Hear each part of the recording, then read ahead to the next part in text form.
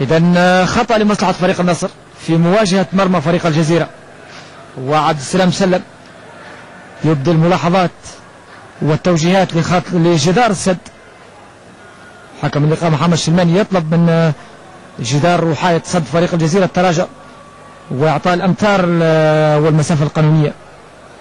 بالتأكيد جدار دفاع فريق الجزيرة يؤكد احترامه للمسافة القانونية. وعاد مجيد الدين وعاد ترتم القائم وفرصة لفريق النصر وهدف. هدف لمصلحة فريق النصر. هدف لمصلحة فريق النصر.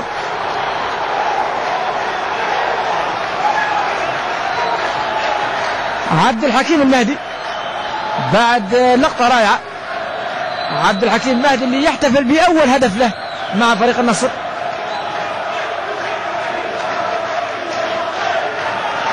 كرة بارعة نفذها اللاعب عبد المجيد الدين من كرة ثابتة وأمامنا الأجواء الاحتفالية من جماهير النصر. رجعت الكرة من القائم وهذه المرة كانت المتابعة ذكية من اللاعب عبد الحكيم المهدي اللي يحتفل أمامنا على الصورة. يحتفل بأول هدف له مع فريق النصر. لاعب الواعد عبد الحكيم المهدي كانت متابعته ذكية وقراءته كانت جيدة أيضا.